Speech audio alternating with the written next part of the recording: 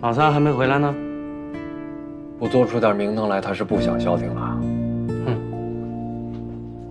哎呀，这个事儿吧，如果就是两个人谈恋爱，我觉得新鲜感一过，劲儿就过去了。可是万一要是结婚呢，就麻烦了。他们一定会在小姑娘出国之前搞点什么事情。王简要是1年内变心，对方就会分走咱们1半家产。正应了那句话，怎么说来着？穷山恶水出刁民。你以为别人都像你？我怎么了？给你提个醒啊，别逼得太紧，否则物极必反。滚！哟，表盘还能转啊！嘿嘿。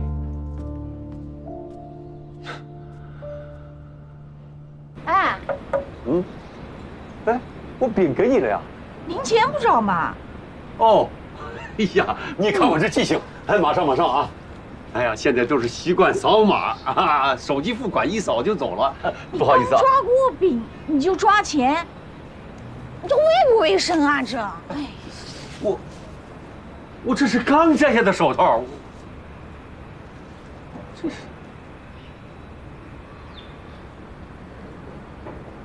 要饼吗？要多少啊？钟叔叔，啊，你好，你好，我是王居安。王居。哦，你是安盛的王总，王简的大哥，对吧？你好。给您带了点水果，来看看您。哎呀，太客气了，不好意思，带什么东西啊？有时间聊聊吗？虽然我们这小铺不大，顾客也不多，但是我这一时半会儿也走不开啊。你要是不嫌弃的话，咱们到隔壁去坐一坐，行吗？好。哎，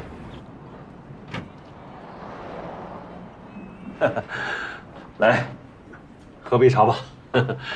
这是我的姐姐姐夫啊，也就是苏沫的爸爸妈妈，从安徽寄来的太平猴魁。尝尝，今年的新茶。谢谢您啊，这次来找您啊，主要是来为我们家王简道歉的。道歉？对，为什么呀？王简可是个好孩子啊，他经常到我这儿帮忙。哦，这小子就是个热心肠。最近因为钟声出国的事儿，他给您添了不少麻烦吧？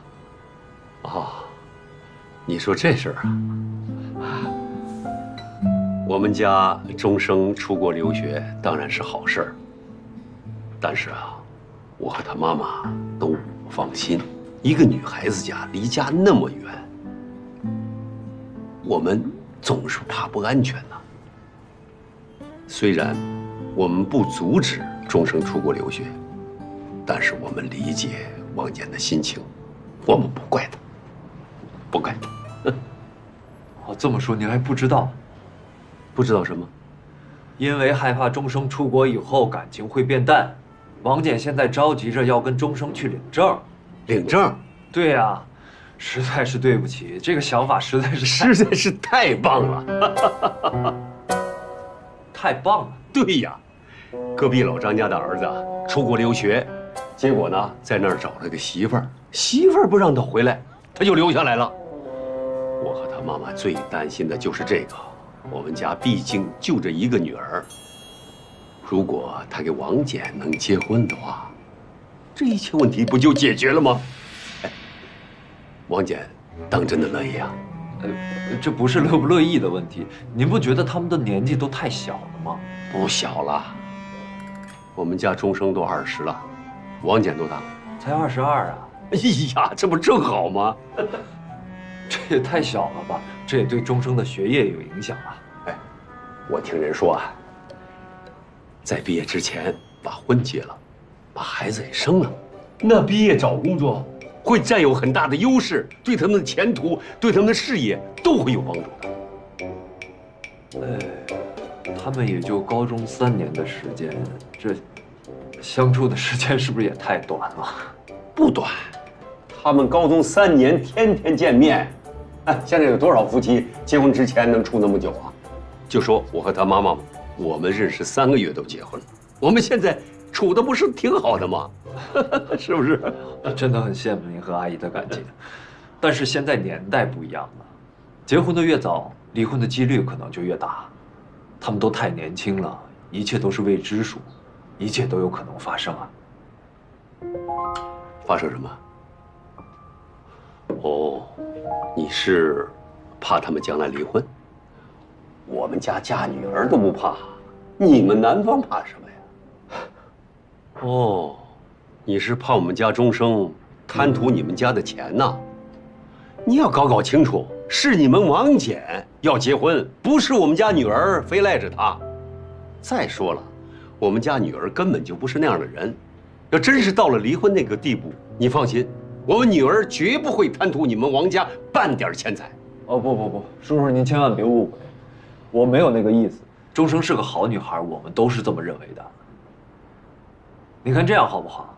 刚刚你也说了，担心钟生一个人出国不安全，不如让他暂时留在国内，等大学毕业了，我让他和王简一起出国去留学。万一在出国之前他们分手了，我也会兑现今天的承诺，让钟生继续出国深造。您二老可以去陪读，费用方面全由我负责。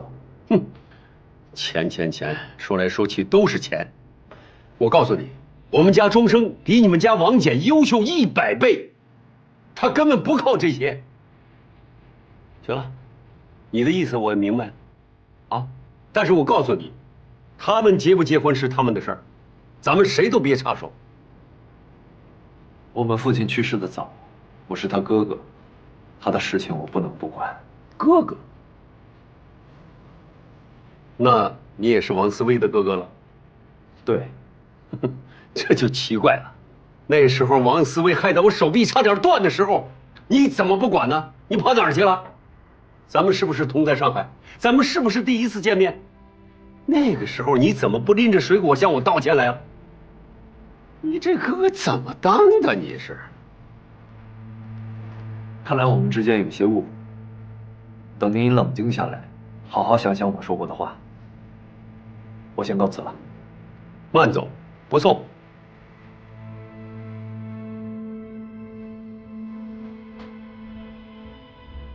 哎，别忘了把你的水果拿走啊！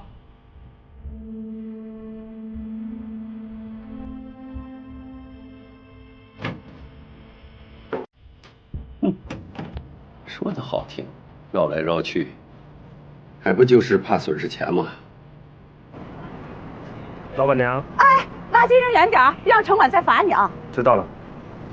嗨，跟你说了多少回了，你这关上点这盖儿啊，多费电！你真是你这人。哎，你怎么还要花钱买狗栏啊？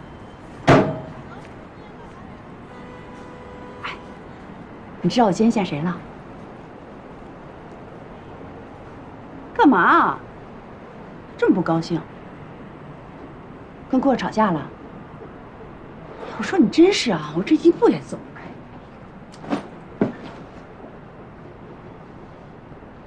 开。哎，你怎么把太平火锅给拆了？不是说好了吗？这送人的。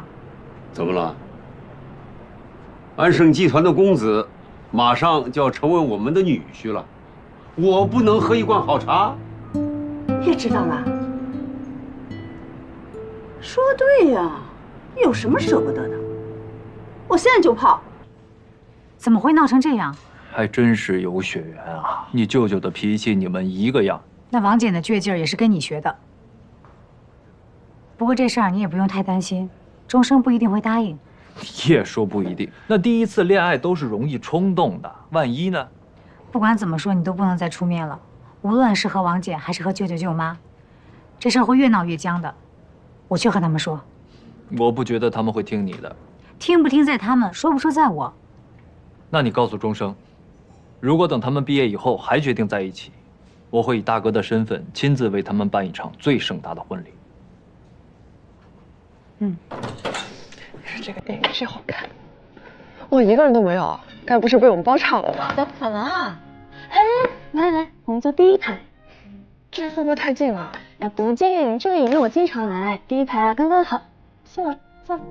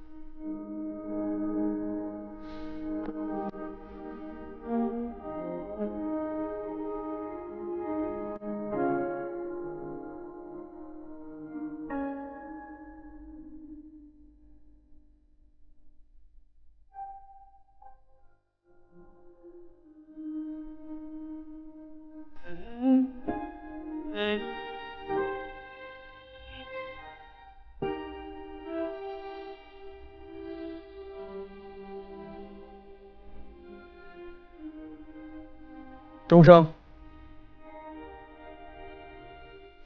阳光拥抱着大地，月亮亲吻着海洋。只有当你看向我，这一切才有意义。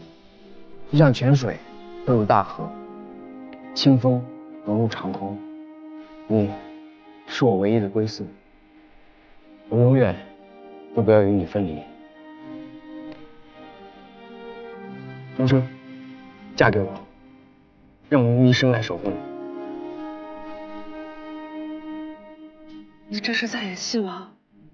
不，我认真的，嫁给我好吗？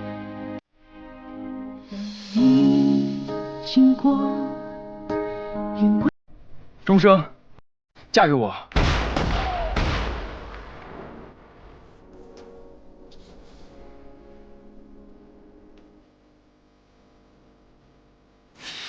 一年的波士顿大学交换生，就相当于是镀上了一层金。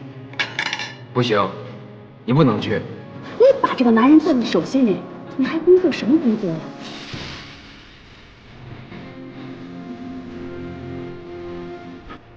王姐，你还愣着干什么呀？赶紧追呀！钟声，钟声，你别走啊！你别走啊！怎么了？你说怎么了？你为什么要突然搞这种事儿啊？我不是想给你惊喜吗？这哪是惊喜，分明就是惊吓！你不要这么幼稚了，好不好？幼稚？你难道不想跟我结婚吗？我们才刚上大学，怎么就谈到结婚了？可是你要出国了，我怕。你怕我看上别人了？你怕我出国以后跟别人跑啊？你就这么不信任我？你既然信任我的话，以后就别再搞这种事情了。你去哪儿？有你管？你去哪儿我都陪着你。那同学们呢？你就不管他们了？我哪有脸回去啊？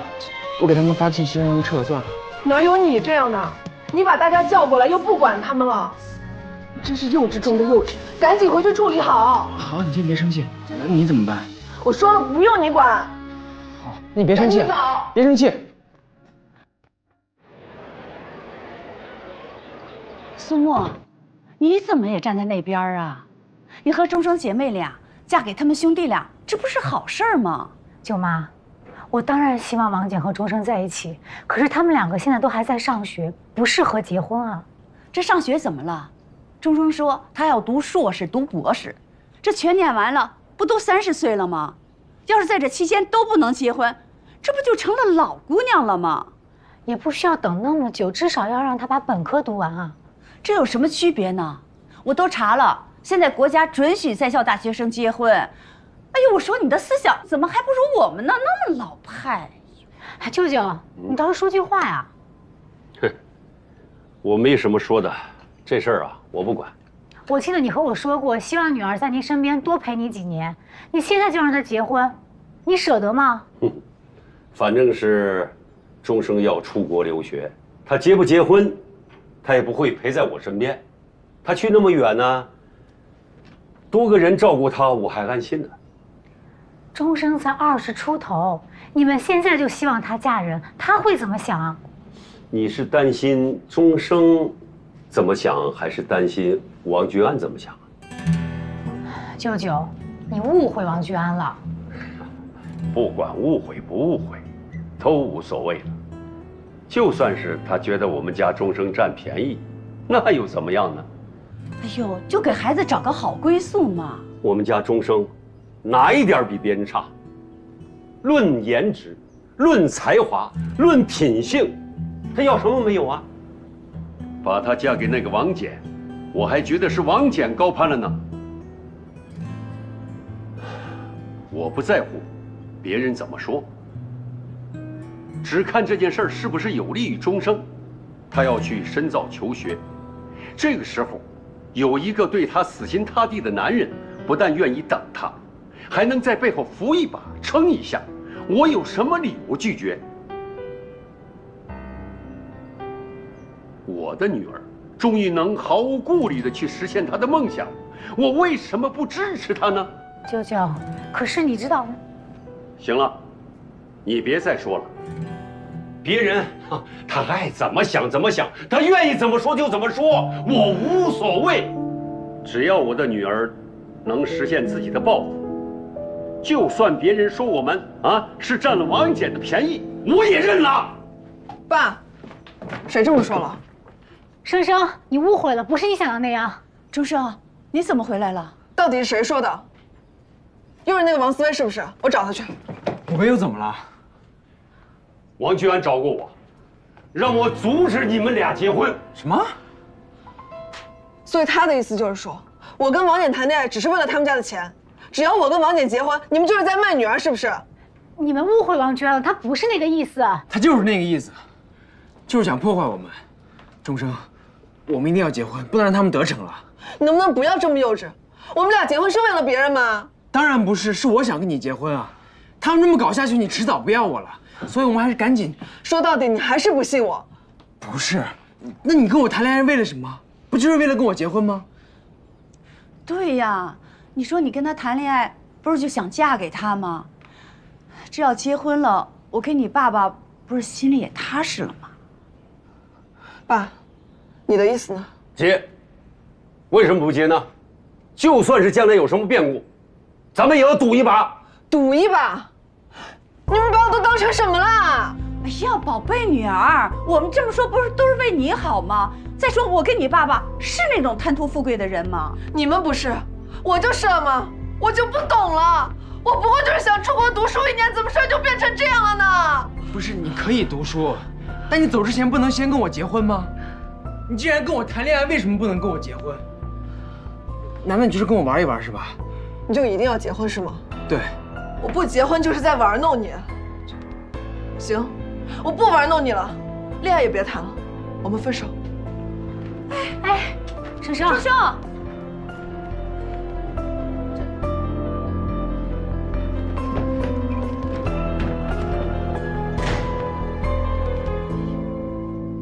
这怎么会是这样呢？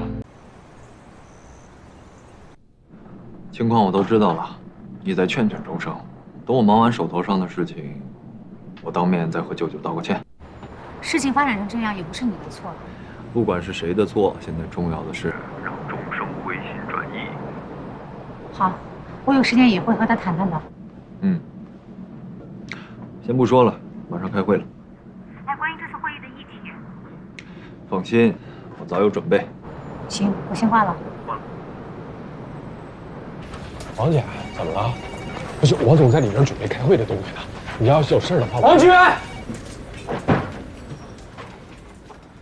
干什么？钟生要跟我分手，这个责任你怎么负？你冷静下来再跟我说话。要造反啊！走，你跟我去找钟生。都是你说了那种话，他才要跟我分手的。你跟我解释清楚。我跟你解释得着吗？人家钟生这里比你成熟多了，他会被别人左右和你的感情吗？整件事情让他失望的是你，不是我，是你幼稚的做法才让他对你失去了信心。你现在要做的是应该好好反省你自己，而不是来找我。你也说我幼稚。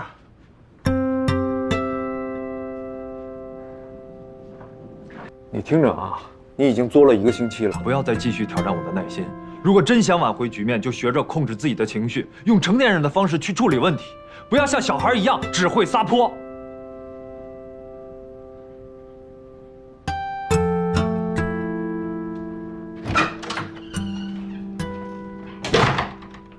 这是安生2期规划的最新修改方案，大家有什么意见可以开门见山。这次会议结束后会进行最终确认。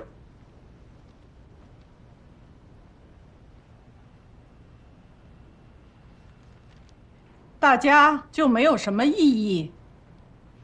啊，是的，我们几个部门的主管之前已经研究过了，没有异议。那好，我来说一点。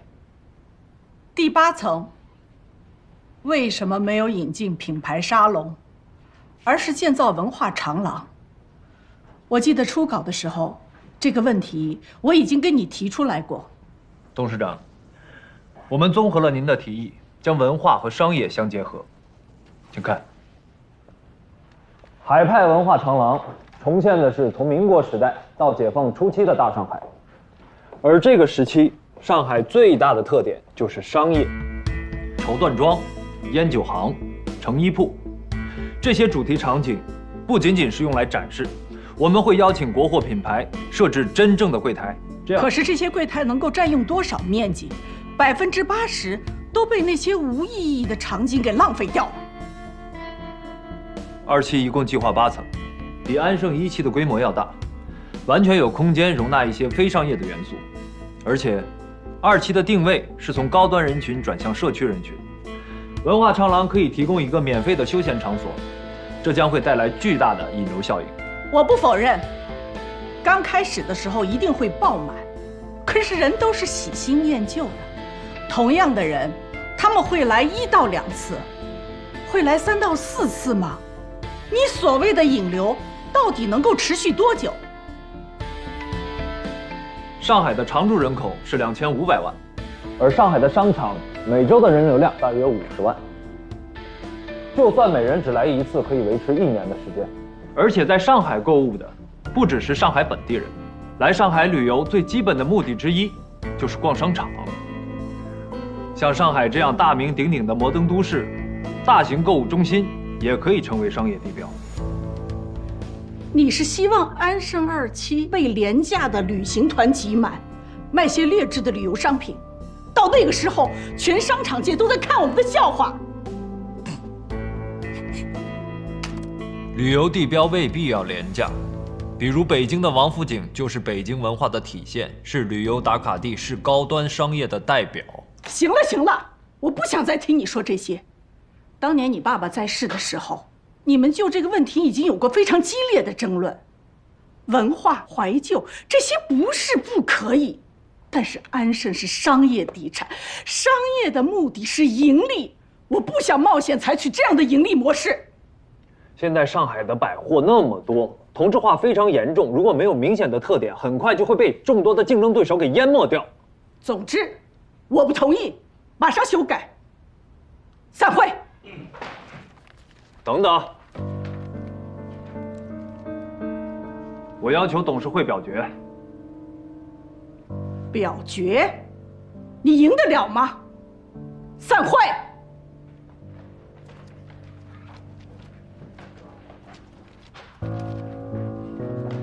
这怎么这么早就散会了？我个人的股份虽然少，但我们兄弟3个加起来还是有胜算的，而且董事会的股东，多数是支持我的。是吗？你怎么才来？你通知我就通知晚了。不是想表决吗？来，听听大股东的意见。好啊。安盛想要建文化长廊，你看看。文化长廊，我和刚刚所有的高管都支持这个方案，只有董事长反对。你什么态度？这个事儿啊，不能草率。我呢，回去好好研究一下。我还有事儿，你们2个接着聊啊。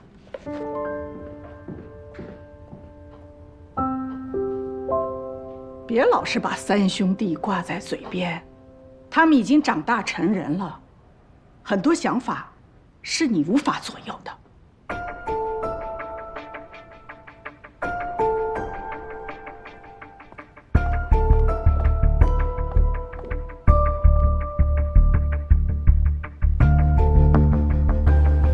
王总，给您来杯咖啡吧。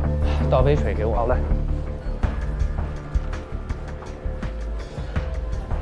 王总，把东西拿来。你出去。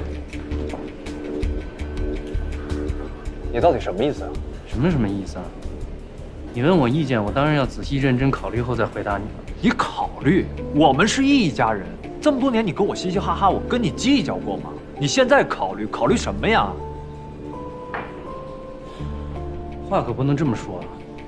我只是就事论事。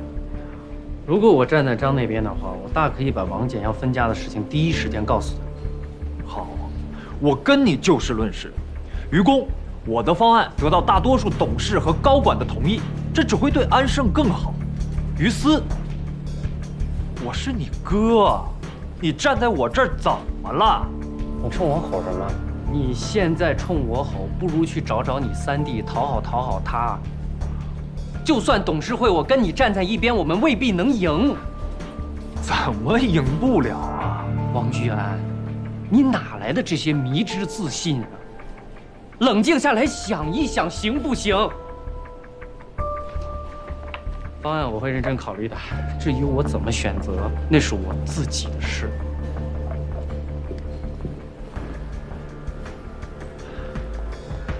王总，你要的东西已经准备好了。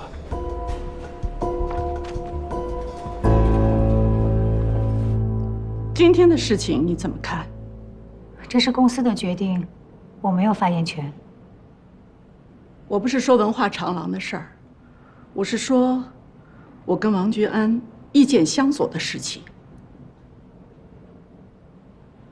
我跟他有了冲突，我还能信任你吗？当然可以，在感情上我会永远都支持他，但是在工作上，我会尽自己的本分。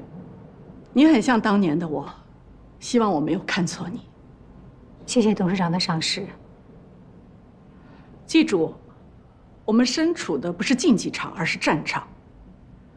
如果被贴上了失败者的标签，就再也没有出头之日；同样，被贴上了附属品的标签，就再也翻不了身。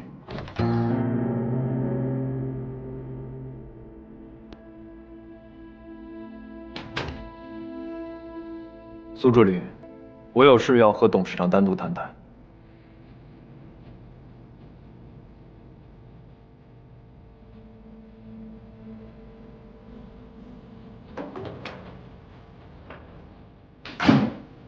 我们还有什么好谈的？你有你的想法，我有我的想法，就看大家支持谁罢了。你一定要这么固执吗？你们年轻人固执，可以说是坚持自己的梦想。而到了我们这个年龄，坚持自己的想法就是固执，不符合潮流。你觉得这样公平吗？我只想知道你是真的不看好我的计划，还是为了反对而反对？你对公司做了那么多的改革，又对管理层大换血，把我的亲信全部挤走，我反对过吗？说实话是好事儿，我喜欢和说实话的人打交道。张阿姨，我今天对你也说一句实话，你把我找回来，不就是为了清除安盛这些毒瘤吗？以你的眼光和判断，不会看不出来，只是你不能亲自下手，因为他们跟了你太久，牵扯太多，一旦反目，后果难以预料。你又不想让王思薇去做这件事，一方面他没有这个魄力，另一方面你不想让他树立威信，对你形成威胁。于是你默不作声，甚至暗中怂恿，让他大肆宣扬出售安盛的计划，失了人心。同时你又把我找回来，替你改造安盛广场的同时压制王思薇，等到合适的时候利用我们兄弟的矛盾把我一脚踢开。而现在就是这个时候，所以不管我提出什么样的计划，你都会找借口反对。你想的太多了吧？我想的还不止这些。当初我爸派我去法国，也是因为你啊。你就是这么安慰你自己的？你的爸爸还是爱你的，只是因为他身边有了我这样的一个人，才把你给赶走的。哼，王建明比你还固执，你会认为我的想法能够左右他的决定？我不知道你用了什么手段，当年你的接班人还小，而我又锋芒毕露，让我离开，你是最大的受益者。怕你太能干的人恐怕不是我吧？如果不是你，我爸怎么会自愿砍掉我这个左膀右臂？你想知道真正的原因吗？我没兴趣听你编造理由，我只想谈安盛2期的事儿。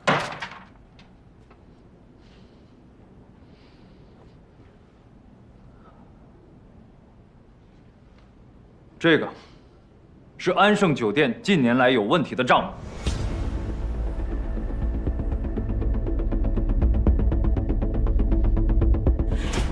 什么意思？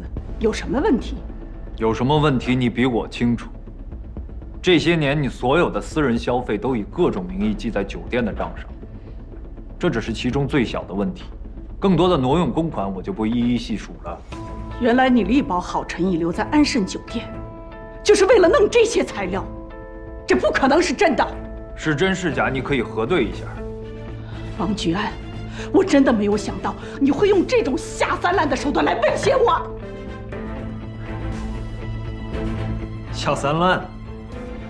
你让我的亲弟弟和我作对，可我从来没有挑拨过您和天林的关系，究竟谁更下三滥？亲弟弟，你就这么确定吗？虽然我们不是同一个母亲，但我们是兄弟。不要再做这种毫无意义的挑拨，否则只会自食其果。你就这么想见文化长了？对，这件事情我一定要做。如果你再反对，那么下一次董事局会议上，请董事长提议由我来担任董事局主席。哼，这才是你真正的想法吧？王菊安，我没想到你的胃口会这么大。随你怎么想，我不想在安盛改革的道路上再继续束手束脚，我要把安盛带往一个全新的方向。考虑下。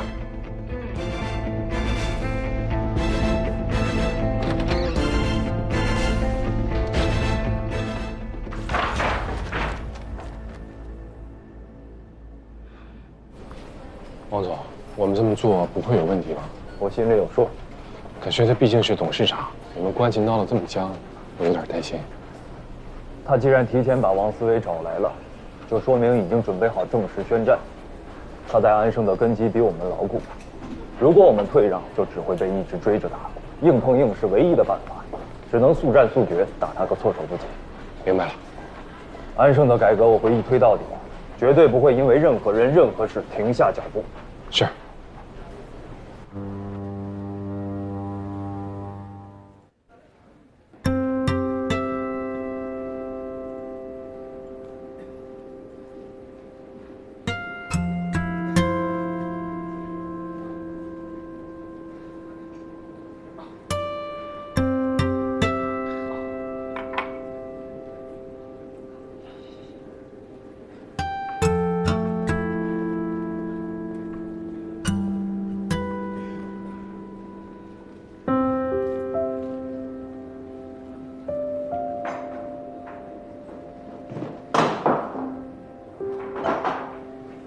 你这是干什么呀？喝酒啊，看不出来。别闹，回家。我没闹，你不是说我幼稚吗？今天我就以你们成年人的生活方式生活一回。你这样更幼稚。那我今天就幼稚到底了，怎么了？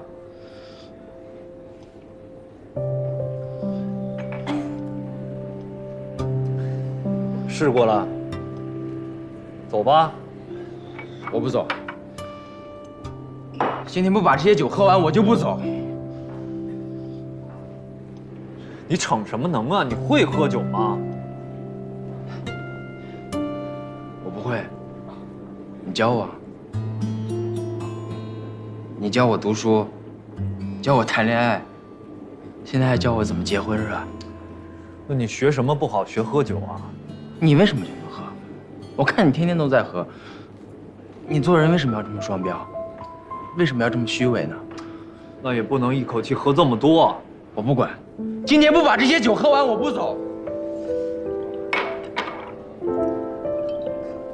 你想喝酒是吧？好。